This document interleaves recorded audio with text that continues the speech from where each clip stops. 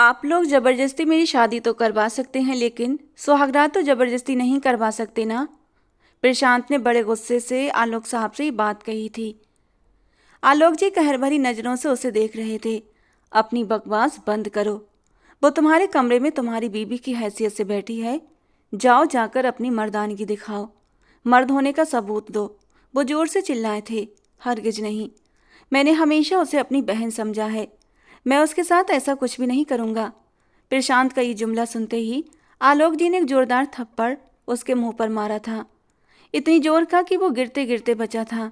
शालू जी का हाथ अपने सीने पर गया था, लेकिन पति के सामने बोलने की हिम्मत नहीं रखती थी। मैं कह रहा हूँ, कमरे में जाओ और पत्नी के साथ रात वैसे ही गुजारो जैसे गुजारने का हक है। अगर सुबह तक तुम्हारी मर्दानगी का सबूत मैंने न देखा तो तुम्हें घर से धक्के देकर निकाल दूंगा। प्रशांत की आंखें गुस्से के मारे लाल हुई थीं। कहने लगा, सबूत चाहिए आपको तो ठीक है, अब मैं आपको सबूत दूंगा।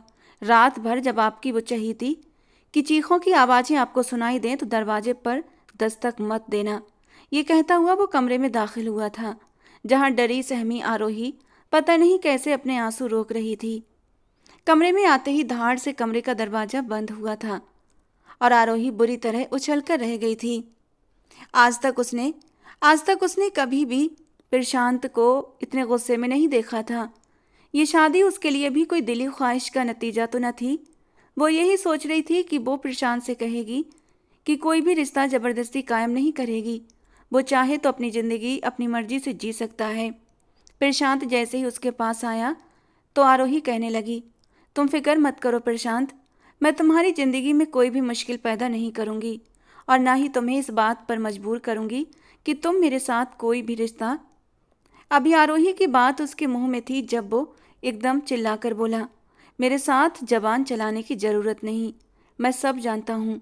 ये सब आपका ही किया धरा है ना। मेरे बाप के सामने मासूम बनने का आपका ढोंग आज की रात मेरे सामने नहीं चलेगा। आपकी नीयत मुझ पर पहले से ख़राब थी, क्योंकि आपको तो कम उम्र लड़कों का चस्का था।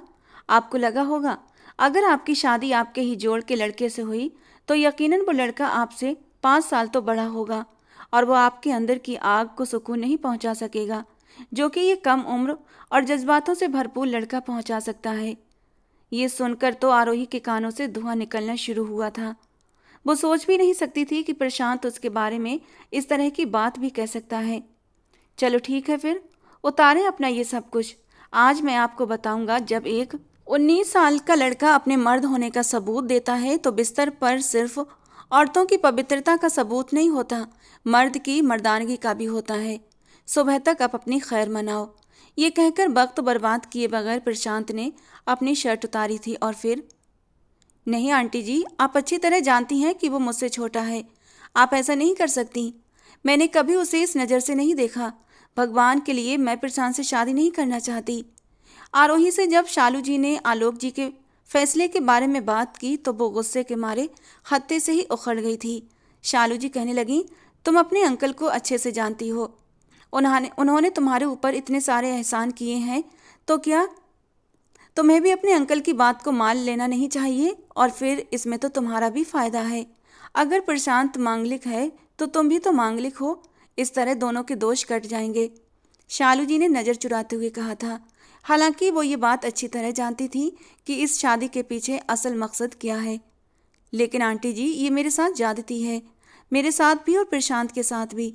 वो मुझसे छोटा है, अभी फर्स्ट ईयर में पढ़ रहा है, मुझे दीदी कहता है। आप मेरे साथ अपने बेटे के साथ भी जुल्म कर रही हैं। शालू जी कहने लगी, तुम्हें जो बात करनी है अपने अंकल जी से करो तो ज़्यादा बेहतर है। मैं इस मामले में तुम्हारी कोई भी मदद नहीं कर सकती। वो सिर्फ 5 साल की थी जब इस घर में लाई गई थी और जब 6 साल की हुई तो प्रशांत ने इस घर में जन्म लिया था। प्रशांत की पैदाइश उसके सामने ही हुई थी। आरोही ने उसे चलना सिखाया था, उसका हाथ पकड़कर उसे लिखना सिखाया था। अभी तक उसका यही हाल था। जब भी पढ़ाई में मुश्किल होती, आरोही के कमरे में बेधड़क दाखिल हो जाता, किताबें फैलाए बेड पर बैठ जाता। दीदी, आपके बगैर शायद मैं चल भी नहीं सकता, जल्दी से मेरे टेस्ट की तैयारी करवा दें।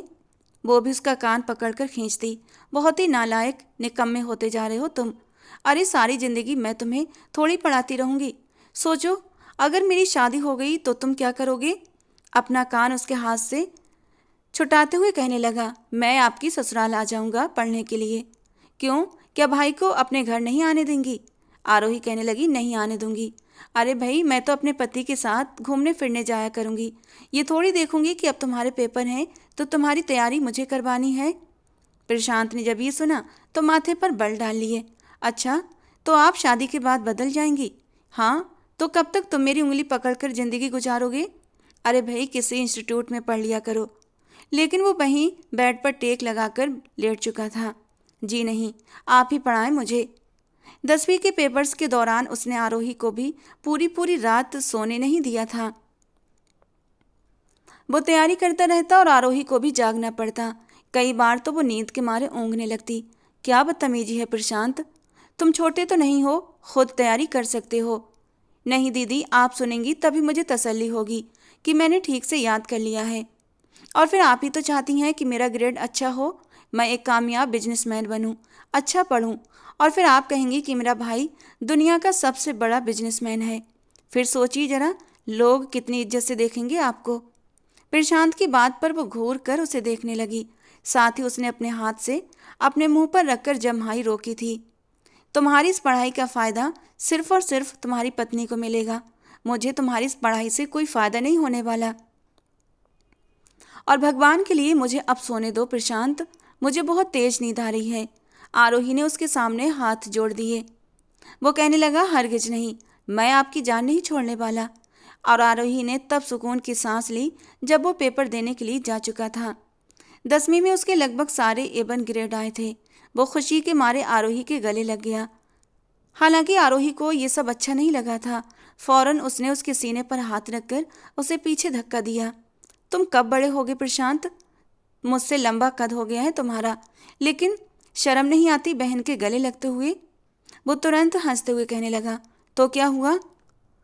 अरे, बहन के गले लगना कौन सा पाप है? प्रशांत को इस बात का एहसास तक नहीं था कि वो उसकी सगी बहन नहीं है।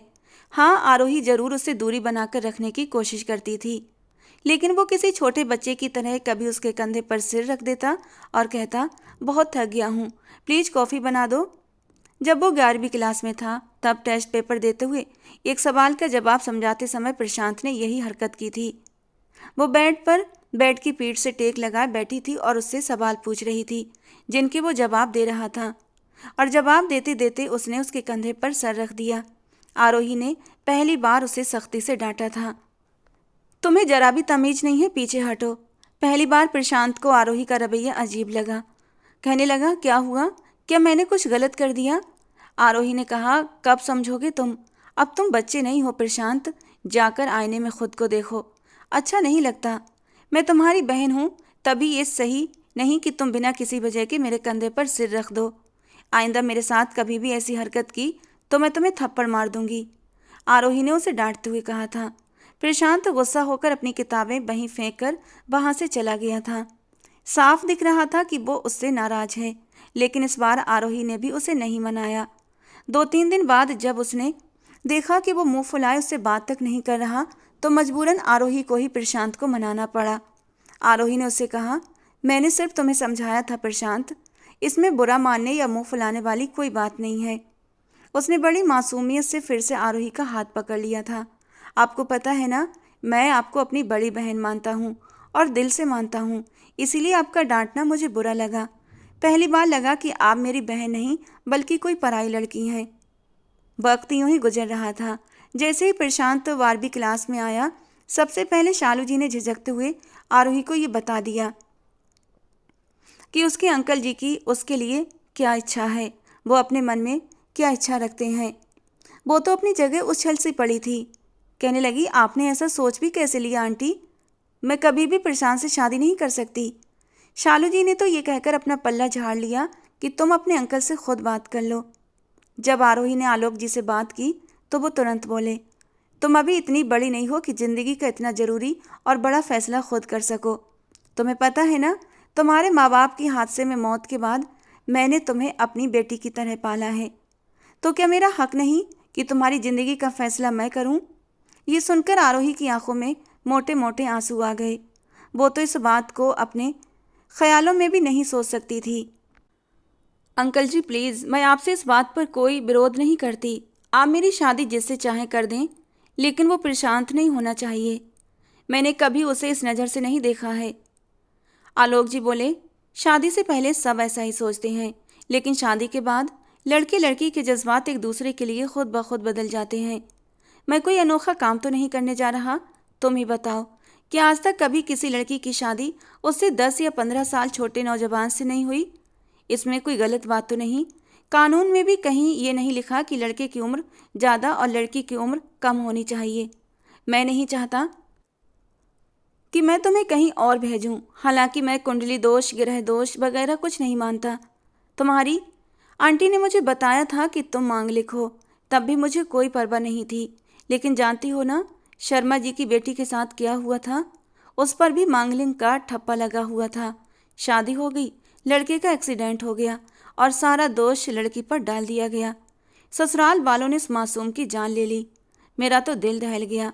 मुझे समझ नहीं आता आज के ज़माने में भी ऐसे दकियानूसी पुरानी सोच रखने वाले लोग होते हैं। अगर तुम्हारे साथ कुछ गलत हो तो तुम उसका इल्ज़ाम किसी दूसरे पर कैसे रख सकते हो? ये तो तुम्हारे अपने कर्म होते हैं जिन्हें तुम्हें भोगना पड़ता है। बस मैं डर गया हूँ। मैं लोगों की सोच नहीं बदल सकता, लेकिन तुम्हारे लिए अच्छा तो कर सकता हूँ ना। तुम मेरी आंखों के सामने रहोगी तो मुझे सुकून रहेगा। और फिर राजेश से जो मैंने मरते वक्त वादा किया था उसे भी मैं इसी सूरत में पूरा कर सकता हूँ कि तुम हमेशा खुश रहो। और फिर प्रशांत अब इतना छोटा भी नहीं रहा, 19 साल का हो गया है। मैं चाहता हूँ कि वो अपनी बाकी की पढ़ाई लंदन जाकर पूरी करे और लंदन में मैं उसे उसी सूरत भेजूंगा जब वो तुमसे शादी करेगा, ताकि तुम उसकी बीवी बनकर उसके साथ जाओ। मैं उसे अकेले वहाँ हरगिज भी नहीं भेज सकता। ऐसा ना हो कल को वो किसी गैर औरत की मोहब्बत के जाल में फंसकर किसी लड़की को अपने साथ यहाँ ले आए। अब तक अगर मैंने तुम्हारे लिए कहीं रिश्ता नहीं देखा तो यही वजह है कि मैं तुम्हें लेकर कोई रिस्क नहीं ले सकता। आरोही आंसू बहा रही थी, लेकिन उसने कभी ऐसा सोचा तक नहीं था और वो जानती थी प्रशांत भी कभी नहीं मानेगा। आरोही ने कहा, अंकल जी प्लीज़, ये एक बेजोड़ सा रिश्ता है। मैं प्रशांत से पूरे 6 साल बड़ी हूँ। आप ठीक नहीं कर रहे। आलोक जी बोले, मैं कुछ नहीं सुनना चाहता। बस मुझे बताओ कि अब तक की मेरी कुर्बानियों का सिला तुम मुझे ऐसे दोगी कि इस भरी बिरादरी में मेरे फैसले से इनकार कर दोगी? ये सुनकर आरोही के जबान पर जैसे ताला सा लग चुका था। आलोक जी ने उसके सिर पर हाथ रखा और कहा, मैं जानता हूँ मेरी बेटी मेरी इज्जत रखेगी। चुपचाप आरोही अपने आंसू पोंछती रही, लेकिन कुछ बोल नहीं पाई। पहली बार उसे अपना आप बेहद बेबस महसूस हो रहा था। दूसरी तरफ जब प्रशांत से ये सब कहा गया कि इसी सोमवार उसकी शादी आरोही से है, तो उसका दिमाग तो एकदम से चकरा गया था। वो ये तक भूल गया कि सामने उसका बाप खड़ा है। वो एकदम गुस्से से भड़क कर बोला, पापा आपका दिमाग ठीक है? आप क्या बोल रहे हैं? मैं उनसे शादी कैसे कर सकता हूँ? मैंने उनके बारे में कभी ऐसा सोचा ही नहीं। आलोक जी के माथे पर बल पड़ गए। कड़े और तल्ख शब्दों में उन्होंने कहा, मेरा दिमाग बिल्कुल सही जगह पर है और जो कह रहा हूँ बस वही करो। प्रशांत ने कहा, मैं किसी भी कीमत पर आरोही दीदी से शादी नहीं कर सकता। और आलोक जी दहाड़ पड़े। उनकी आवाज़ पूरे बंगले में गूंज उठी। तुमने सिर्फ उसे बहन की नज़र से देखा है, लेकिन वो तुम्हारी सगी बहन नहीं है। वो मेरे दोस्त की बेटी है। तुम्हारा उसके साथ कोई खून का रिश्ता नहीं है। और ऐसा भी नहीं कि ये बात तुम्हें नहीं पता थी। बचपन से जानते हो कि उसका और तुम्हारा क्या रिश्ता है। मैं तुम्हारे जज्बातों की कदर करता हूँ कि तुमने कभी अपने दिल में उसके लिए कोई गलत बात पैदा नहीं होने दी। लेकिन अब जब मैं तुम्हारी शादी कर रहा हूँ तो तुम्हें अपने जज्बात बदलने होंगे। और तुम बाहर पढ़ाई के लिए तभी जा सकोगे जब तुम आरोही से शादी करोगे। सिर्फ शादी ही नहीं करोगे, उसे निभाओगे भी। वो तुम्हारे साथ लंदन जाएगी। लंदन जाकर पढ़ना प्रशांत का सपना था और वो बहुत खुश था कि पापा ने उसे लंदन जाने की इजाज़त दे दी थी। वो अपने सारे डॉक्यूमेंट्स पूरे कर रहा था कि तभी ये धमाका उसके सर पर आकर फटा था। उसने कहा, मैं ऐसा कुछ नहीं करूँगा। लंदन भी जाऊँगा, लेकिन मैं आरोही दीदी से शादी नहीं कर सकता। आपको क्या हो गया है पापा? वो मुझसे इतनी बड़ी हैं, आप कैसे उनकी शादी मुझसे कर सकते हैं? लेकिन आलोक जी ने कुछ नहीं सुना। कहने लगे, तुमने मेरी बात नहीं मानी तो मैं तुम्हें बेदखल कर दूंगा। वो इस काबिल तो अभी था नहीं, सिर्फ इंटर पास ही तो किया था। ना उसे अच्छी नौकरी मिल सकती थी, ना ही वो अपने बलबूते पर खड़ा हो सकता था।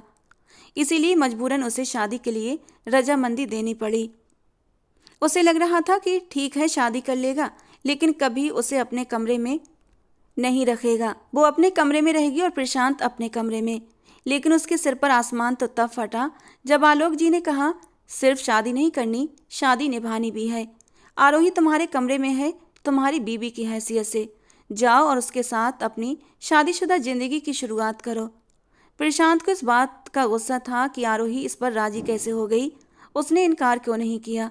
उसे लगता था अगर आरोही मना कर देती तो आलोक जी कभी जबरदस्ती नहीं करते। लेकिन वो नहीं जानता था कि आरोही पर किए गए एहसान उसे बार बार जताए गए थे और इसीलिए वो मुंह नहीं खोल सकती थी। उसे लगा कि शायद आरोही की नीयत ही ऐसी है। इसी वजह से जब वो कमरे में आया तो गुस्से से पागल हो रहा था। मैंने कहा था ना, आज तुम्हें सब समझाऊंगा कि जब एक 19 साल का लड़का अपने मर्द होने का सबूत देता है तो बिस्तर पर सिर्फ औरत की ही पवित्रता नहीं, मर्द की मर्दानगी भी परखी जाती है। सुबह तक अपनी खैर मनाओ। ये कहकर वक्त बर्बाद किए बिना प्रशांत ने अपनी शर्ट उतार दी, जबकि ये सब देखकर आरोही के होश उड़ गए थे। ये क्या बदतमीजी है प्रशांत, तुम किस अंदाज में मुझसे बात कर रहे हो? आरोही गुस्से के मारे चिल्लाई थी। तो वो भी जोर से चिल्लाया, उसी अंदाज में जिस अंदाज में मुझसे बात करने को कहा गया है। क्या समझता था मैं आपको? और आप क्या निकली? बड़ी बहन समझता था आपको। और आज मैं आपसे नफरत करता हूँ। आरोही एक पल के लिए सहम गई, लेकिन हिम्मत करके कहने लगी, तुम बेकार में ही हाइपर हो रहे हो। मैं तुमसे कह रही हूँ ना, मुझे कोई मतलब नहीं। चाहो तो अपनी ज़िंदगी अपनी मर्जी के हिसाब से गुजार सकते हो। बस मुझ पर यह एहसान कर दो कि अंकल आंटी के सामने कुछ मत कहना। तुम्हें विदेश जाना था ना, और ये तुम्हारे लिए बहुत अच्छा मौका है। वहाँ जाकर अपनी पढ़ाई पूरी करो, अपना करियर बनाओ और फिर जिससे चाहो शादी कर लेना। मुझे कोई भी फ़र्क नहीं पड़ेगा, मगर मैं तुमसे कभी भी कुछ नहीं मांगूंगी। प्रशांत बोला, और वो मेरा बाप जो कह रहा है कि उसे कल सबूत चाहिए कि हमारे बीच कुछ हुआ है या नहीं। सुबह मैं क्या सबूत दूंगा उन्हें? ये सुनकर आरोही ने नजरें चुरा ली। बात ही कुछ ऐसी थी। सोफे पर बैठकर प्रशांत ने अपना सिर पकड़ लिया। समझ नहीं आ रहा था इस मसले का हल क्या निकाले। आरोही बोली, मैं खुद आंटी जी से बात कर लूँगी। बस तुम अंकल जी के सामने यही जाहिर करना कि हम दोनों खुश हैं। मैं तुमसे वादा करती हूँ, तुम्हारी ज़िंदगी में कभी भी दखल देने की कोशिश नहीं करूँगी। खैर, आधी रात बीत चुकी थी, लेकिन दोनों ही अपनी अपनी जगह परेशान से थे कि एक अनचाहे बंधन में बंध चुके थे। सुबह आरोही प्रशांत के उठने से पहले ही उठ चुकी थी और तैयार भी हो चुकी थी। तैयार होने के बाद उसने प्रशांत को उठाया। प्रशांत ने बंद आंखें खोली, सामने आरोही को देखा तो फौरन उठकर बैठ गया। आरोही के कहने पर ही वो नहाकर कपड़े बदलकर तैयार हो गया था। एक जबरदस्ती की मुस्कुराहट थी जो दोनों ने अपने अपने चेहरों पर सजा रखी थी। जब दोनों कमरे से बाहर आए तो आलोक जी और शालू जी दोनों ही नाश्ते पर उनका इंतजार कर रहे थे। अपने पापा के सामने प्रशांत कह चुका था कि उसने उनका फैसला स्वीकार कर लिया है। आरोही ने भी चेहरे पर एक शर्मीली मुस्कान सजाने की भरपूर कोशिश की थी। शालू जी और आलोक जी ने जांचती हुई नज़रों से उन दोनों को देखा था और फिर सुकून से नाश्ता करने लगे। कुछ दिन यूं ही आराम से गुजर गए। फिर वो दोनों लंदन जा चुके थे। वहाँ जाकर प्रशांत आज़ाद था। उसने वहाँ की यूनिवर्सिटी में दाखिला लिया और अपनी पढ़ाई का सिलसिला शुरू कर दिया। आरोही घर की सारी जिम्मेदारियां संभाल चुकी थी। प्रशांत तो शुरू से ही कुछ लापरवाह तबीयत का मालिक था। जब उसने देखा कि आरोही ना अपना हक मांग रही है, ना उसे कुछ कहती है, बल्कि पहले दिन से ही दोनों ने अपने लिए अलग अलग कमरे सेट कर लिए थे, इस बात पर भी आरोही को कोई ऐतराज नहीं था, तो वो बेफिक्र सा हो गया, एकदम रिलैक्स हो गया था कि अब आरोही से उसे कोई भी नुकसान नहीं हो सकता था। और फिर धीरे धीरे वो आरोही के साथ पहले जैसा होने लगा, जैसा बचपन से अब तक था। आज भी यूनिवर्सिटी से आते ही वो किचन में आया। आरोही खाना बना रही थी। चुपके से उसके पीछे खड़े होकर उसने आरोही की आंखों पर अपने हाथ रख दिए। वो बुरी तरह चौंक गई, लेकिन समझ गई थी कि प्रशांत है। ये क्या बदतमीजी है प्रशांत, कहते हुए उसने अपनी आंखों से उसके हाथ हटाए और पीछे पलट कर देखा। वो मुस्कुरा रहा था। इसमें बदतमीजी वाली कौन सी बात है? अच्छा ये बताइए क्या बना रही थी? उसने पतीले से ढक्कन हटाकर देखा। गरम गरम ढक्कन जब उसके हाथ पर लगा तो वो एकदम से सुस्त करने लगा। तुम भी ना प्रशांत, कब जाएगा तुम्हारा ये बचपना? आरोही ने उसका हाथ पकड़ लिया और जल्दी से उस पर शहद लगा दिया। हाथ की उंगलियां लाल हो चुकी थीं। प्रशांत अभी भी सी सी कर रहा था। आरोही उसकी उंगलियों पर फूंक मारने लगी। वो अभी नहाकर आई थी, इसलिए बालों पर जूड़ा बांध रखा था जो अचानक खुल गए। सिर का आंचल भी सरक चुका था। आरोही के लंबे बाल खुलकर बिखर गए थे। पहली बार प्रशांत की नज़र उसके लंबे घने बालों पर पड़ी। कुछ पल तो वो मदहोशी में उसे देखता रहा। उसका गोरा रंग, बड़ी बड़ी आंखें और रेशम जैसे बाल देखकर वो कुछ पल के लिए तो अपनी आंखें झपकना भूल गया था। उसने आज से पहले कभी इतने गौर से आरोही को नहीं देखा था। आज दिल के जज्बात पता नहीं क्यों खुद ब खुद बदलने लगे थे। फिर आरोही के चेहरे पर छाई परेशानी देखकर उसे पहली बार कुछ अजीब सा महसूस हुआ, लेकिन फौरन खुद को संभाल लिया। उसने जल्दी से अपना हाथ आरोही के हाथ से खींच लिया। वो गुस्से से उसे देखने लगी।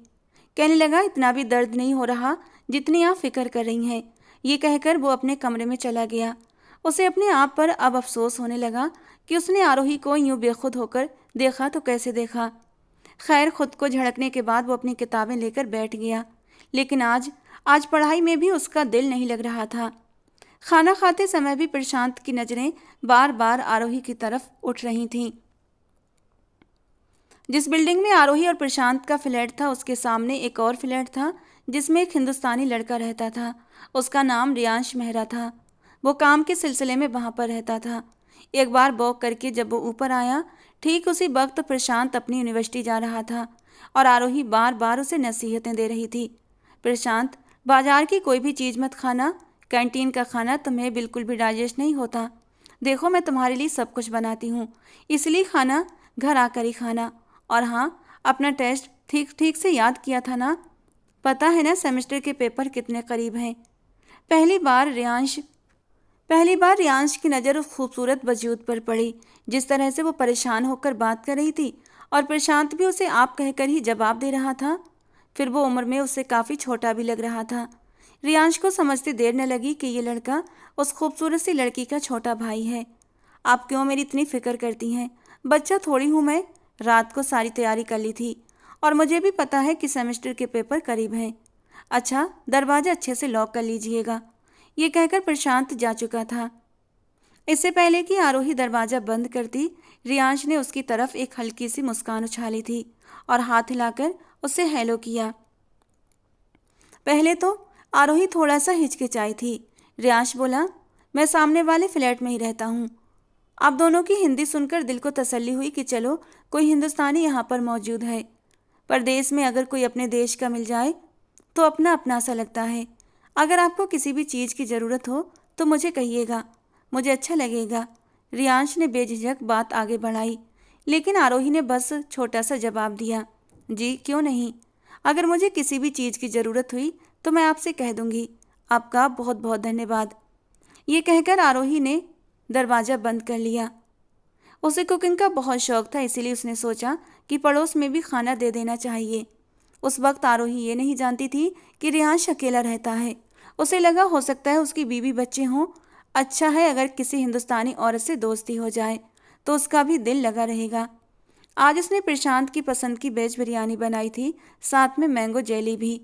प्रशांत खाना खाने के बाद ये कहकर निकल गया कि यूनिवर्सिटी के कुछ दोस्तों के साथ कंबाइंड स्टडी करनी है, इसीलिए वो रात को 10 बजे आएगा। आप खाने पर मेरा इंतज़ार मत कीजिएगा। ये कहकर वो चला गया था। पूरा दिन आरोही को बस प्रशांत का इंतज़ार रहता था। वो होता था तो बातों में उसका दिल भी लग जाता था, वरना घर में अकेले अकेले उसे घबराहट होने लगती थी। अब वो जा चुका था। शाम की चाय बनाते हुए उसे एहसास हुआ कि बिरयानी ज़्यादा बन गई है, तो क्यों ना पड़ोसी को भी दे दी जाए। उसने एक प्लेट में बिरयानी भरी और दरवाज़ा खोलकर सामने रियांश के फ्लैट के पास पहुंच गई। डोरबेल बजाते ही रियांश की आवाज़ आई, कौन है? मैं आपकी पड़ोसी, आरोही ने कहा। दरवाज़ा खुला तो रियांश ट्राउज़र और शर्ट में था। वो अभी अभी ऑफिस से लौटकर फ्रेश हुआ था और किचन में खाना बनाने ही जा रहा था। सामने आरोही को देखकर उसके चेहरे पर एक मुस्कान आ गई। अरे आप आइए, अंदर आइए। कहते हुए उसने फौरन उसे रास्ता दिया था। आरोही डरते डरते अंदर दाखिल हुई थी क्योंकि अंदर लॉन्ज बिल्कुल खाली था। उसे कोई औरत नजर नहीं आई थी, इसीलिए वो लॉन्ज में ही दरवाजे के पास खड़ी हो गई। रियांश बोला, अरे वहाँ क्यों रुक गई, अंदर आइए ना, चाय पियेंगी? आरोही ने झिझकते हुए पूछा, वो आपके घर में कोई औरत नहीं है क्या? आप अकेले रहते हैं? दिल में आया पहला सवाल उसके मुंह से निकल गया। रियांश धीरे से मुस्कुराया, जी, मैं यहाँ अकेला ही होता हूँ। मेरी फैमिली हिंदुस्तान में है, दिल्ली में। वो कुछ नर्वस हो गई। अच्छा, मुझे लगा शायद आप मैरिड हैं, आपकी वाइफ और आपकी फैमिली आपके साथ रहती होगी। मैंने सोचा था कि आपकी वाइफ से दोस्ती कर लूँगी तो मेरा भी वक्त अच्छा गुजर जाएगा। उसने बिरयानी रियांश के हाथ में थमाते हुए कहा। रियांश कहने लगा, नहीं, मैं मैरिड नहीं हूँ। बस ज़्यादातर हिंदुस्तानी लड़कों की एक ही तो इच्छा होती है, पहले अच्छा करियर बना लें, बैंक बैलेंस इकट्ठा कर लें, फिर शादी करेंगे। रियांश काफ़ी बातूनी टाइप का लग रहा था। बिरयानी देखकर बोला, ये मेरी फेवरेट है। आपको पता है मैं पिछले 2 साल से जॉब कर रहा हूँ और हिंदुस्तानी खाने को बहुत मिस करता हूँ। ये बिरयानी तो मेरी सबसे पसंदीदा है। आज ही सोच रहा था काश मुझे बिरयानी बनानी आती तो मैं खुद बनाकर खाता। आपका बहुत बहुत धन्यवाद। आज तो मेरा बिल्कुल भी खाना बनाने का मूड नहीं हो रहा था। आरोही कहने लगी, आप खाना भी खुद बनाते हैं? रियांश बोला, और क्या, यहाँ सब कुछ खुद ही करना पड़ता है। आरोही वहीं से पलटने लगी और बोली, ठीक है, मैं अब चलती हूँ, आप खाना खाने के बाद प्लेट वापस कर दीजिएगा। रियांश ने पूछा, आप अकेली रहती हैं? हालांकि वो जानता था प्रशांत उसके साथ रहता है। आरोही ने नाम में सिर हिलाकर कहा, नहीं, मैं अकेली नहीं रहती, प्रशांत रहता है ना मेरे साथ। रियांश तुरंत बोला, ओ अच्छा अच्छा, वही जो यूनिवर्सिटी जाता है? आरोही कहने लगी, जी हाँ, आज अपने दोस्तों के साथ कंबाइंड स्टडी के लिए गया है। मैं बोर हो रही थी इसीलिए सोचा कि अगर आपकी वाइफ होती तो उनसे कुछ बातें कर लेती। रियांश धीरे से मुस्कुराया, बातें तो आप मेरे साथ भी कर सकती हैं, और आप चाहें तो मैं चाय बहुत अच्छी बनाता हूँ, मिलकर चाय पी लेते हैं। आरोही को ये ठीक नहीं लगा। अरे नहीं नहीं, ऐसी भी अब कोई बात नहीं, वैसे भी मुझे किताबों से बहुत शौक है, मैं बहुत शौक से किताबें पढ़ती हूँ, तो वही पढ़ लूँगी, मेरा दिल लग जाएगा। ये सुनकर रियांश बोला, ओह, आपको भी मेरी तरह किताबें पढ़ने का शौक है? अब मुझे बताइए, आपको किस तरह की किताबें पसंद हैं?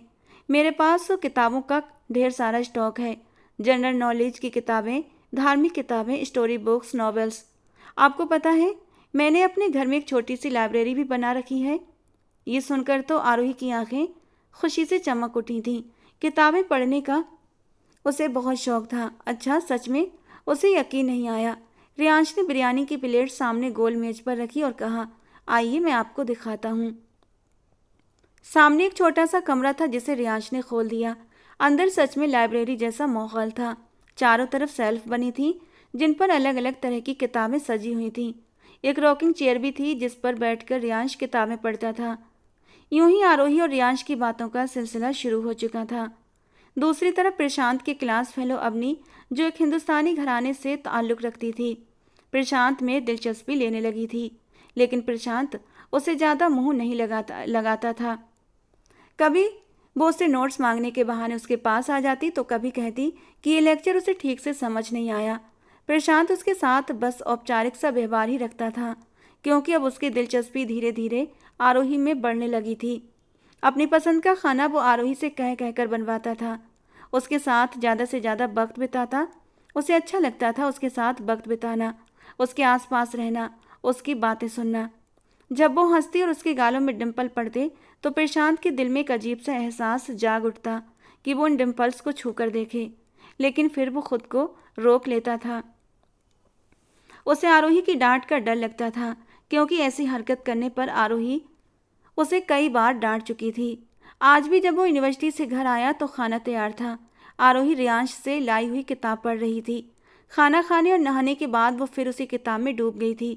वो इस कदर मगन थी कि उसे एहसास तक न हुआ कि प्रशांत कमरे में आ चुका है। वो सोफे पर बैठी किताब पढ़ रही थी और दूसरे हाथ से अपने हल्के हल्के गीले बालों को सहला रही थी। जब प्रशांत दरवाज़ा खोलकर अंदर आया था तो उसके लंबे घने बालों को यूं खुला देकर वो कुछ पल के लिए आंखें झपकना भूल गया। वो तो बस किताब पढ़ने में डूबी हुई थी। बड़े धीरे से प्रशांत उसके पास आकर बैठ गया था।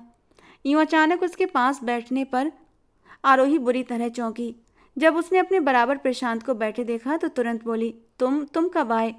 प्रशांत मुस्कुराकर बोला, मुझे तो आए हुए पूरे 19 साल हो चुके हैं। आरोही के चेहरे पर भी मुस्कान आ गई। उसने उसके सिर पर हल्की सी चपत लगाते हुए कहा, वो तो मुझे भी पता है, मैं अभी की बात कर रही हूँ। वो उससे इसी तरह पेश आती थी जैसे प्रशांत उससे बहुत छोटा हो, कोई छोटा बच्चा। अपनी किताब वहीं रखकर वो किचन की ओर जाने लगी। प्रशांत भी खड़ा हो गया। जल्दी से आरोही ने अपने बाल समेटने शुरू कर दिए और जूड़ा बनाने लगी कि तभी प्रशांत ने उसकी कलाई पकड़ ली। खुले रहने दो अपने बाल, बहुत प्यारे लगते हैं। ये सुनकर आरोही को अजीब सा लगा, क्योंकि वो बड़ी दिलचस्पी से उसके लंबे घने बालों को देख रहा था। अपनी कलाई प्रशांत के हाथ में देकर वो एक पल के लिए घबरा गई। जल्दी से उसने अपना हाथ पीछे खींच लिया। नहीं, मुझे बाल बांधने हैं, ये कहकर वो जूड़ा बनाकर किचन में चली गई। खाना गर्म करके उसके सामने टेबल पर रख दिया। प्रशांत उससे इधर उधर की बातें करने लगा और तभी अवनी का फ़ोन प्रशांत के नंबर पर आ गया। फ़ोन पर अवनी का नाम देखकर प्रशांत के माथे पर बल पड़ गए। पता नहीं ये चिपकू टाइप की लड़की मेरे पीछे क्यों पड़ गई है, प्रशांत ने लापरवाही से कहा। आरोही ने आगे बढ़कर उसका मोबाइल उठाया और पूछने लगी, कौन है ये? प्रशांत कहने लगा, मेरी क्लास में पढ़ती है, कभी नोट्स चाहिए होते हैं, कभी लेक्चर समझना है। मुझे तो ऐसे समझती है जैसे मैं उसका टीचर हूँ। अजीब लड़की है, इतना पकाती है कि मत पूछिए। प्रशांत अवनी की बातें आरोही से करने लगा। वो बड़ी दिलचस्पी से सुन रही थी। कहने लगी, लड़की खूबसूरत है, अच्छी है, तो फिर क्या बुराई है, कर लो ना उससे दोस्ती। बड़े आम से अंदाज में आरोही ने ये बात कही थी। प्रशांत बुरा मानकर बोला, आप कैसी बातें कर रही हैं? आपको नहीं पता कितना बोलती है, कान खा जाती है। मुझे नहीं करनी उससे दोस्ती। आरोही को कुछ हैरत हुई। देखो, अगर लड़की अच्छी है, पढ़ाई में ठीक है, सबसे बड़ी बात हिंदुस्तानी है, तो दोस्ती करने में क्या बुराई है? तुम उसकी मदद कर दोगे, वो तुम्हारी मदद कर दिया करेगी। इसी बीच दोबारा अवनी की कॉल आने लगी। लो, फ़ोन उठाओ और उससे बात करो, आरोही ने फ़ोन आगे बढ़ाते हुए कहा। प्रशांत खाना खा चुका था। उसने गहरी सांस ली और फ़ोन कान से लगा लिया। जी बोलिए मैडम, अब आपको किस चीज़ के नोट्स चाहिए? उसका लहजा थोड़ा तपा हुआ था। बातें करते करते प्रशांत अपने कमरे में चला गया। कुछ देर के बाद बाहर आया तो बोला, मुझे पता था उस लड़की की नज़र मेरी किताबों और मेरे नोट्स पर ही है। अब विनती कर रही है कि मैं उसके घर जाकर नोट्स दे दूं। मैं नहीं जा रहा। आरोही कहने लगी, प्रशांत जाओ ना, बेचारी को ज़रूरत होगी नोट्स की, मेरे कहने पर चले जाओ। मजबूरन आरोही के कहने पर वो नोट्स लेकर चला गया। प्रशांत के जाने की थोड़ी देर के बाद ही रियांश ने दरवाजे पर दस्तक दी। जैसे ही आरोही ने दरवाज़ा खोला, सामने ही रियांश खड़ा था, हाथ में प्लेट थामे हुए। मैं आपकी तरह बहुत अच्छा खाना तो नहीं बनाता, लेकिन ठीक ठाक बना लेता हूँ। पास्ता बनाया था, सोचा अकेले क्या खाऊं, आपके साथ बैठकर बातें भी हो जाएंगी और खाना भी। आपको बुरा तो नहीं लगेगा? आरोही बोली, नहीं, अंदर आइए। उसने उसके हाथ से प्लेट लेकर सामने टेबल पर रख दी और फिर चाय भी बना ली। उसे रियांश की बातें काफ़ी ज़्यादा दिलचस्प लगती थीं, क्योंकि दोनों के शौक एक जैसे थे। अब तो अक्सर मुलाकातें होने लगीं। प्रशांत पढ़ाई के लिए अपने दोस्तों के पास चला जाता और रियांश किसी न किसी बहाने या तो खुद आरोही के घर आ जाता या फिर उसे अपने घर बुला लेता। काफ़ी बातें उनकी आपस में मिलती जुलती होती थीं। पता ही नहीं चला कि कब दोनों एक दूसरे में दिलचस्पी लेने लगे। एक बार जब रियांश आरोही के घर आया तो उसके हाथ में गुलाबों के फूलों का एक बुके था, साथ में एक छोटा सा गिफ्ट और एक केक भी। ये देखकर आरोही को कुछ हैरत हुई। कहने लगी, रियांश ये क्या है? रियांश बोला, आज मेरा बर्थडे है, इसलिए सोचा तुम्हारे साथ सेलिब्रेट कर लूँ। उसने गिफ्ट का पैकेट आरोही को पकड़ा दिया। वह हैरान नज़रों से उसे देख रही थी। सामने टेबल पर जाकर उसने केक लगाया, फ्लावर बुके रखे और साथ में पड़े शॉपर में से चिप्स और बाकी चीज़ें निकाल कर बड़े आराम से किचन से प्लेट लाया और सब चीज़ें टेबल पर सजा दी। आरोही अब भी दरवाजे के पास ही खड़ी थी। रियांश बोला, अब वहाँ क्यों खड़ी हो, इधर आओ। पता नहीं क्यों, लेकिन आरोही को उसका अंदाज अजीब सा लगा। पहली बार उसने आपसे तुम कहा था। यूँ बात कर रहा था जैसे दोनों के बीच न जाने कितनी गहरी दोस्ती हो। अब तक आरोही ने उससे सिर्फ किताबों के बारे में ही बात की थी, लेकिन यूँ उसका केक लेकर आ जाना उसे कुछ अजीब सा लगा। धीरे धीरे कदम बढ़ाते हुए वो टेबल तक पहुंची। रियांश बोला, जब मैं केक काटूं तो तुम हैप्पी बर्थडे कहना और फिर ये गिफ्ट मुझे दे देना। आरोही उसकी बात पर एकदम से हंस पड़ी। ये तो आप खुद लेकर आए हैं। अब क्या करें, आपको मेरा ख्याल ही नहीं रहता कि मेरे लिए एक तोहफा खरीद लें, इसलिए मुझे खुद ही खरीदना पड़ा। आरोही शर्मिंदा हो गई। मुझे नहीं पता था कि आपका बर्थडे है, वरना मैं कुछ खरीद लेती। रियांश बोला, पिछले 3 दिन से बहाने बहाने से आपको बता रहा था कि 3 दिन के बाद मेरा बर्थडे है। शायद आपने ध्यान ही नहीं दिया। शायद मैं आपके लिए कोई ख़ास अहमियत नहीं रखता जितनी तुम मेरे लिए ख़ास हो, इसीलिए तो तुम्हारे साथ सेलिब्रेट करने आया हूँ। रियांश का अंदाज उसे कुछ और ही बता रहा था। उसने केक काटकर अपने हाथ से आरोही की तरफ बढ़ाया। ना चाहते हुए भी उसे केक खाना पड़ा। कुछ देर बातें करने के बाद आरोही ने चाय बनाई और रियांश के सामने टेबल पर कप रख दिया। चाय पीते पीते रियांश ने बात शुरू की। आरोही, मुझे तुमसे बहुत ज़रूरी बात करनी है। चाय का आखिरी सिप लेकर उसने कप टेबल पर रखते हुए कहा, जी कहिए, क्या कहना चाहते हैं। आरोही का वही संयमित अंदाज था। रियांश बोला, आरोही, तुम मुझे अच्छी लगती हो, बहुत ज़्यादा अच्छी। मैं तुम्हें चाहने लगा हूँ। ये सुनते ही आरोही चाय का घूंट नहीं ले पाई और कप सामने टेबल पर रख दिया। वो नज़रें चुराने लगी, क्योंकि कहीं ना कहीं रियांश उसे भी अच्छा लगने लगा था। क्या मैं तुम्हारी फैमिली से बात कर सकता हूँ? मैं तुमसे शादी करना चाहता हूँ। शायद कोई और मौका होता तो आरोही इनकार न करती, क्योंकि रियांश में वो हर खूबी थी जो वो अपने लाइफ पार्टनर में देखना चाहती थी। लेकिन आरोही फौरन खड़ी हो गई। मैं आपसे शादी नहीं कर सकती। आप यहाँ से जा सकते हैं और प्लीज़ दोबारा यहाँ मत आइएगा। अपने आप को कंट्रोल करते हुए उसने ये बात कही थी और रियांश का तो जैसे रंग उड़ गया, क्योंकि अपनी पसंदगी वो आरोही की आंखों में देख चुका था। फिर इस रिश्ते से इनकार क्यों? उसे पूरी उम्मीद थी कि आरोही कभी शादी से इनकार नहीं करेगी। रियांश खड़ा हो चुका था। चलते चलते वो आरोही के बिल्कुल सामने आकर खड़ा हो गया। क्यों आरोही, क्या मुझ में कोई बुराई है? रियांश की आवाज़ में नमी घुल गई। आरोही उससे नजरें चुराने लगी। नहीं रियांश, आप में कोई बुराई नहीं, लेकिन मैं फिर भी आपसे शादी नहीं कर सकती। क्यों नहीं कर सकती? मैं तुमसे बहुत मोहब्बत करता हूँ, तुम्हें बहुत खुश रखूँगा। प्लीज़ इनकार मत करो। रियांश की आंखों में आंसू झिलमिलाने लगे। आप क्यों नहीं समझते मैं आपसे शादी नहीं कर सकती।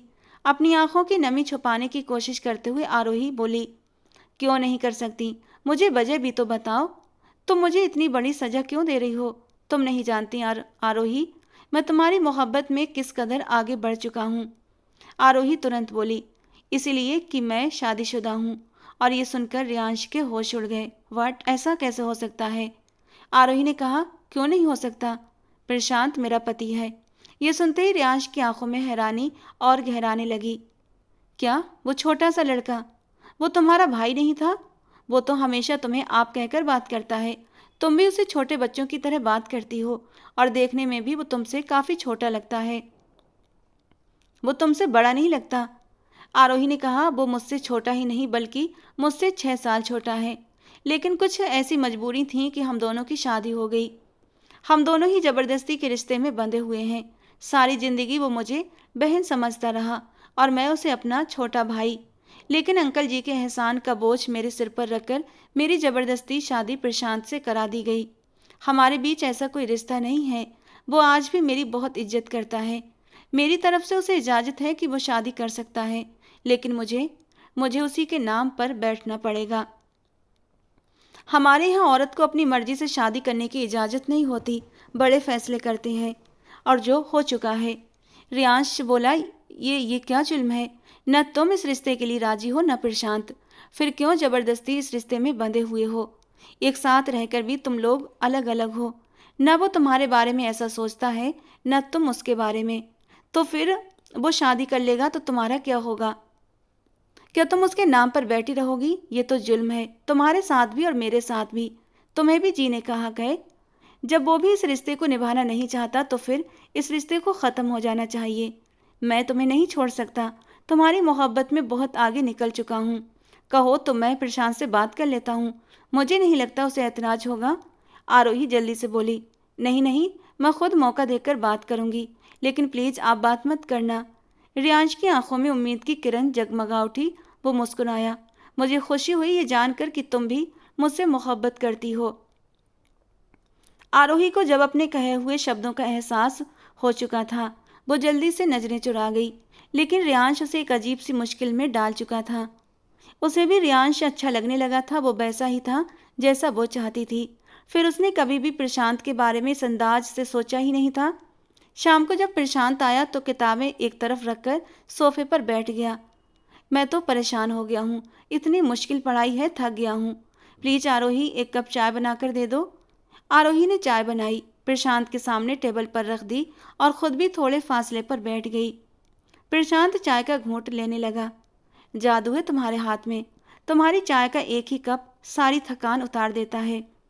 आरोही हिम्मत करते हुए बोली। तुम्हारी अपनी अब कैसी है? प्रशांत चिढ़कर बोला। मेरी नहीं है, और ठीक ही होगी। उसका अंदाज काफी लापरवाह था। आरोही ने कहा, तुम मुझे अवनी से नहीं मिलवाओगे? आरोही चाहती थी कि प्रशांत अपनी क्लास फेलो अवनी में दिलचस्पी लेने लगे, ताकि वो भी अपनी ज़िंदगी में आगे बढ़ जाए और वो खुद भी इस अनचाहे रिश्ते से आज़ाद हो सके। प्रशांत बोला, वो मेरे लिए इतनी अहमियत नहीं रखती कि मैं आपको उससे मिलवाऊं। आरोही ने पूछा, तो फिर कौन सी लड़की अहमियत रखती है? प्रशांत ने एक गहरी नज़र उसके वजूद पर डाली और फिर बोला, आप मेरी ज़िंदगी में बहुत अहमियत रखती हैं। और ये सुनकर आरोही बेचैनी का शिकार हो गई और उससे नजरें चुरा लीं। मुझे तुमसे कुछ बात करनी है। आरोही ने हिचकिचाते हुए बात की शुरुआत की। कहिए ना, क्या कहना है? प्रशांत चाय का कप पी चुका था और अब पूरी तरह उसकी तरफ देख रहा था। प्रशांत, तुम जानते हो ना कि तुम शादी के लिए तैयार नहीं थे और ना मैं, और ये वो रिश्ता है जिसमें मुझे और तुम्हें ज़बरदस्ती बांध दिया गया था। ये सब ज़बरदस्ती था, इसीलिए मैं चाहती हूँ कि। कहते कहते आरोही के गले में कई गांठें पड़ चुकी थीं। समझ में नहीं आ रहा था कि वो बात किस तरह पूरी करे। प्रशांत उसे ही देख रहा था। कहने लगा, मैं कुछ सालों में पढ़ाई पूरी करने के बाद अच्छी जॉब शुरू कर दूंगा। आपके सारे खर्चे मैं खुद उठाना चाहता हूँ, पापा से पैसे नहीं मांगूंगा। और फिर अगली बात कहते हुए वो थोड़ा सा हिचकिचाया था। आरोही उसकी आगे की बात का मतलब समझकर बेचैन हुई थी। मैं जानती हूँ, पढ़ाई पूरी करने और जॉब करने के बाद तुम शादी करना चाहोगे, और तुम्हें करनी भी चाहिए। अपनी लाइफ पार्टनर तुम्हें ढूंढनी चाहिए जिसके साथ तुम खुश रह सको, जो तुमसे छोटी हो। मैं चाहती हूँ प्रशांत कि तुम मुझे आज़ाद कर दो। और ये सुनकर प्रशांत की आंखों में हैरत उतर आई। आज़ाद कर दूँ? क्या मतलब? वो अभी भी ठीक से समझ नहीं पाया था। मेरा मतलब है तुम मुझे तलाक दे दो। प्रशांत अपनी जगह पर उछल पड़ा। क्या? लेकिन क्यों? आप होश में तो हैं? आपको अंदाजा है आप मुझसे क्या कह रही हैं? प्रशांत का लहजा तेज हुआ था, लेकिन आरोही का दिल जोर से धड़क रहा था। प्रशांत, मैं किसी और को पसंद करने लगी हूँ। उसकी नज़रें झुकी हुई थीं। वो इस बात को मान चुकी थी और प्रशांत समझ नहीं पा रहा था कि वो क्या करे। वो फौरन से उठकर खड़ा हुआ। आरोही, आप क्या कह रही हैं? मुझे समझ नहीं आ रहा। हाँ प्रशांत, मैं किसी और को पसंद करती हूँ। पसंद नहीं बल्कि मोहब्बत करती हूँ, और वो भी मुझसे मोहब्बत करता है। देखो, मुझे भी जीने का हक है ना। आरोही की बात यहीं तक पहुँची थी। You shut up. आपको अंदाजा है आप मुझसे क्या कह रही हैं? मेरी पत्नी होते हुए आपने कैसे किसी और से मोहब्बत कर ली? किसकी इजाज़त से? प्रशांत की बात ने आरोही को हैरत में डाल दिया। ये तुम क्या कह रहे हो प्रशांत?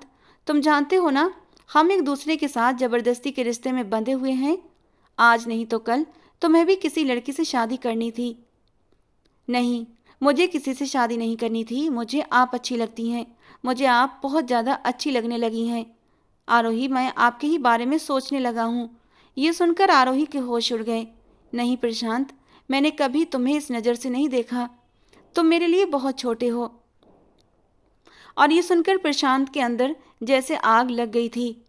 नहीं सोचा तो अब सोच लें। सोचने में वक्त ही कितना लगता है। मेरी सोच भी तो बदल गई है ना। मैं तुम्हारे लिए इतनी मेहनत कर रहा हूँ, अपना करियर बना रहा हूँ, ताकि जब तुम्हें अपनाऊँ तो तुम्हें ये न लगे कि मैं तुम्हारे खर्च बर्दाश्त नहीं कर सकता। अपने बाप से मांगकर तुम्हारे खर्चे पूरे कर रहा हूँ। ये ना तो तुम्हें अच्छा लगेगा और ना मुझे। इस बार प्रशांत ने उसे आप नहीं कहा था। वो सीधे उसके सामने तुम करके बात कर रहा था। आरोही ने सिर ना में हिला दिया। आंखों से आंसू बहने लगे। नहीं नहीं प्रशांत, मैं तुम्हारे बारे में ऐसा नहीं सोच सकती और तुम्हें भी नहीं सोचना चाहिए। देखो मैं। इससे पहले वो कुछ और कहती, प्रशांत ने उसकी बाजू पकड़कर उसे खड़ा कर दिया। क्यों नहीं सोच सकती? पति हूं मैं तुम्हारा और तुम मुझे अच्छी लगती हो।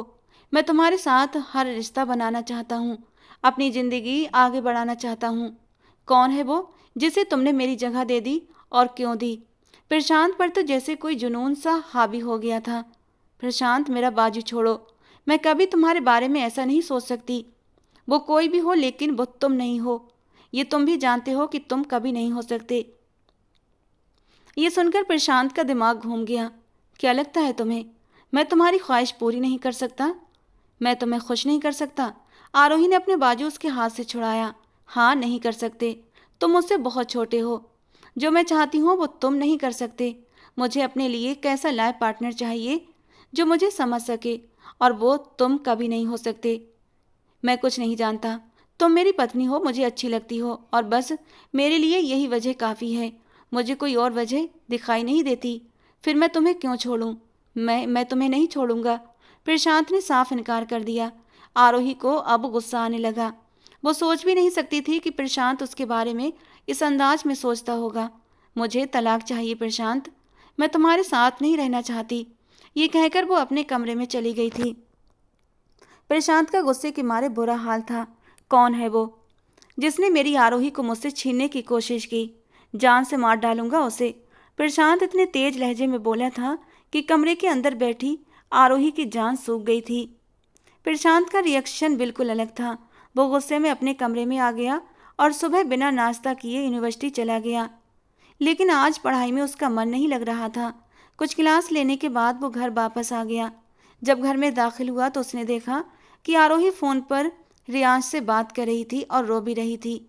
मुझे नहीं पता था रियांश कि वो मुझ पर इस नज़र से सोचने लगा है। मैं हमेशा उसे छोटा भाई ही समझती थी। कल तक उसे भी इस शादी पर ऐतराज़ था। पता नहीं अब क्यों। आरोही की बात यहीं तक पहुंची थी कि प्रशांत ने उसका फ़ोन छीन लिया। आरोही बुरी तरह घबरा गई। उस वक्त तक प्रशांत पहले कभी घर नहीं आता था। प्रशांत ने फ़ोन कान पर लगाया। आरोही, प्लीज़ समझाओ उसे। मैं तुमसे बहुत मोहब्बत करता हूँ और तुम भी मुझे चाहती हो। फिर वो हमारे बीच दीवार क्यों बन रहा है?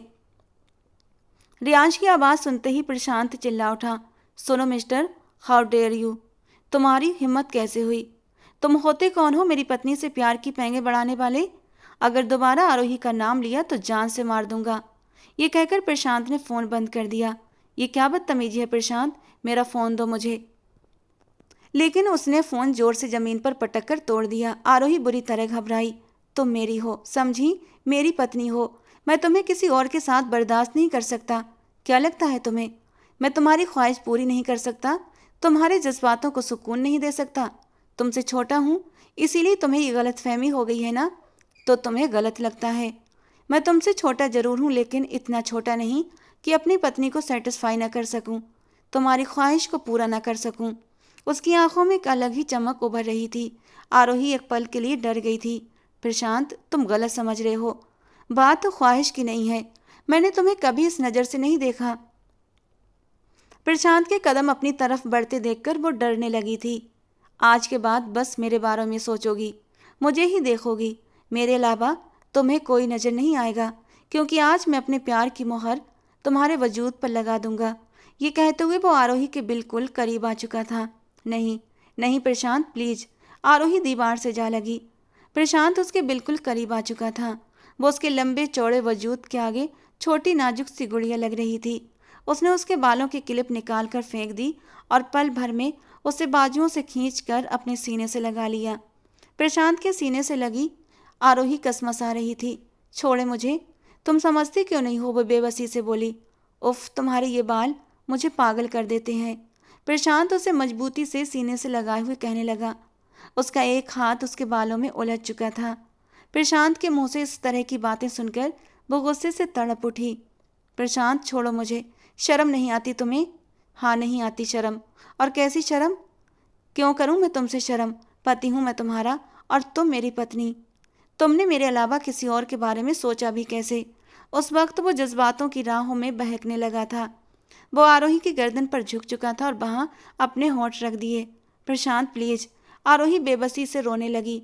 नहीं, आज तुम्हारी एक नहीं सुनूंगा। इससे पहले कि वो उसके होंठों पर झुकता, बाहर की डोरबेल बज उठी।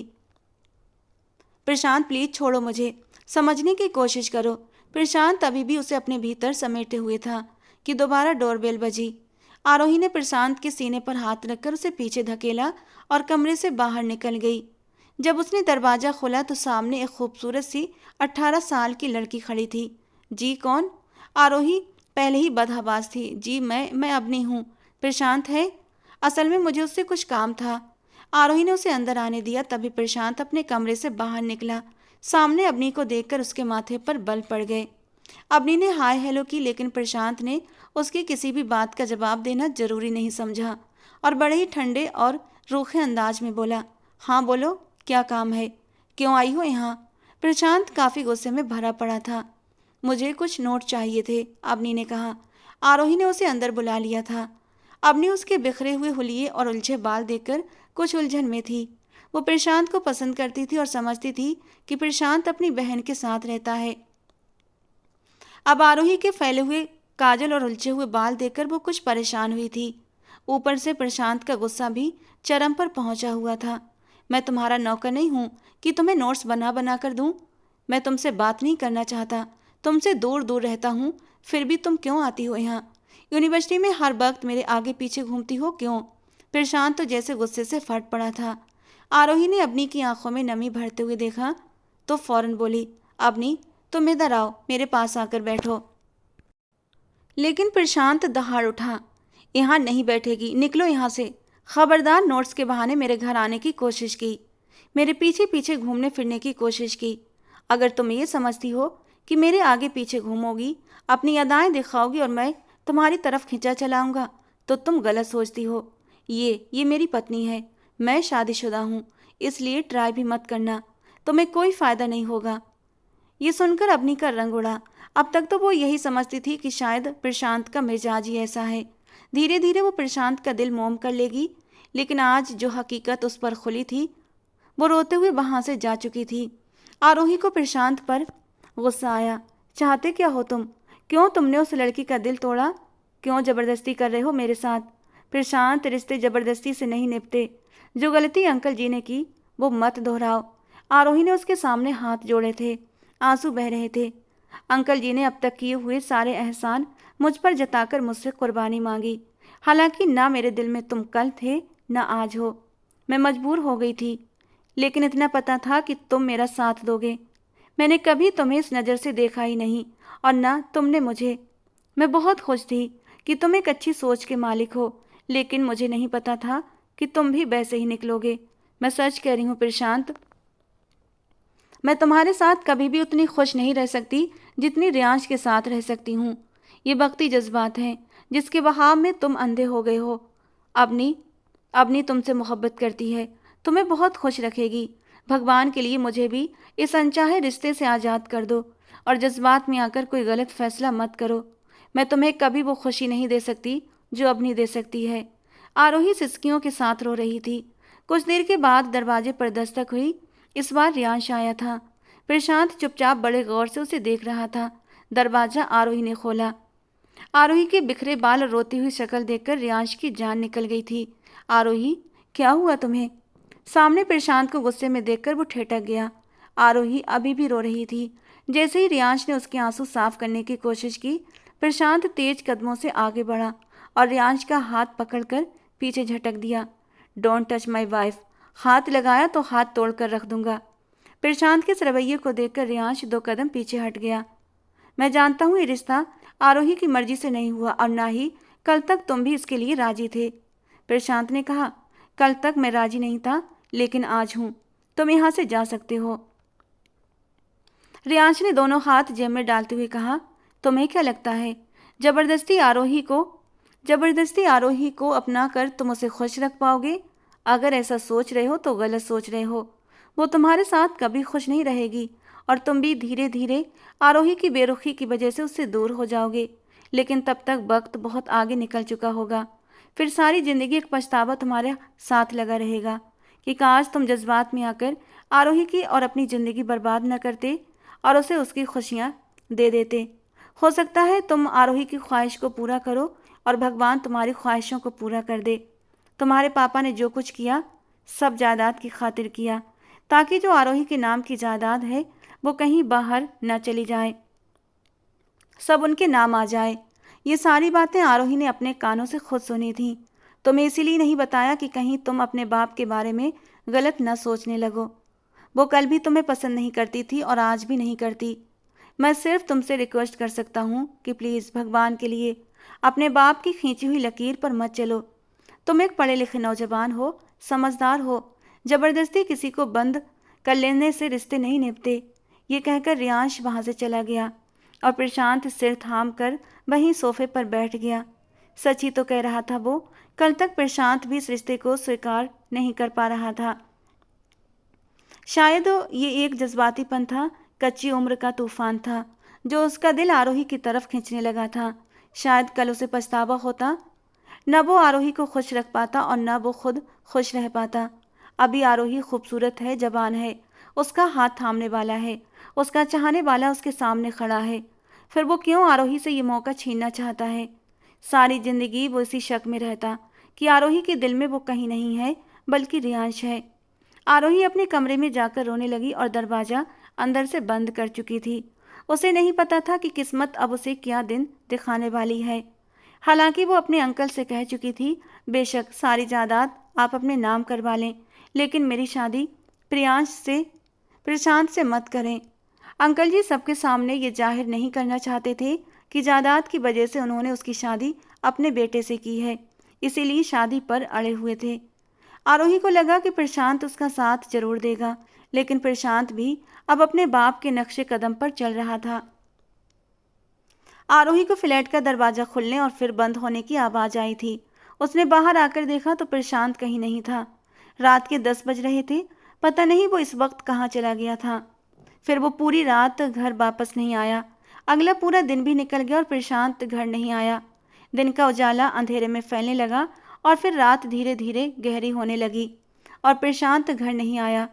पूरी रात आरोही को नींद नहीं आई थी। सुबह के टाइम कहीं जाकर उसकी आंख लगी और जब आंख खुली तो दिन के 11 बज रहे थे।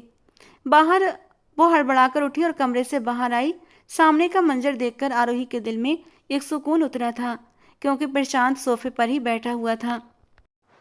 आरोही को देखकर कहने लगा, मैंने फैसला कर लिया है, ये लो तुम्हारी आज़ादी। प्रशांत के चेहरे पर रात भर जागने की थकावट थी, आंखें लाल थीं। ये तलाक के पेपर हैं। मैंने अपनी पूरी मर्जी से ये तलाक के पेपर बनवाए हैं।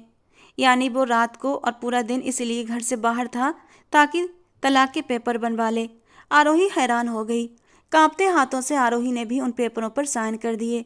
प्रशांत फ्लैट से बाहर चला गया ये कहकर कि अब मैं कुछ महीने हॉस्टल में गुजारना चाहता हूँ, कुछ वक्त अबनी के साथ गुजारना चाहता हूँ। उसके फैसले पर आरोही दिल से मुस्कुराई थी और इस तरह 2 महीने प्रशांत ने हॉस्टल में गुजारे। प्रशांत ने अबनी को सब कुछ बता दिया और अबनी, जो कि प्रशांत की मोहब्बत में पूरी तरह डूब चुकी थी, उसकी आंखों में खुशी के आंसू भर आए थे और बेखुद होकर प्रशांत के सीने से लिपट गई। अबनी का सर थपकते हुए प्रशांत ने बस ये कहा था कि मुझे नहीं पता शादी के बाद मैं तुमसे मोहब्बत करूँगा या नहीं, लेकिन हाँ, तुम्हारे साथ कभी कोई नाइंसाफ़ी नहीं करूँगा। कोशिश करूँगा मेरे दिल में सिर्फ तुम रहो। 3 महीने के बाद 3 महीने के बाद रियांश ने आरोही से शादी कर ली और प्रशांत ने अबनी के साथ। शादी की रात रियांश बेहद खुश था और आरोही भी। रियांश के नरम स्पर्श में वो बेखुद होती, उसकी बाहों में पिघलती जा रही थी।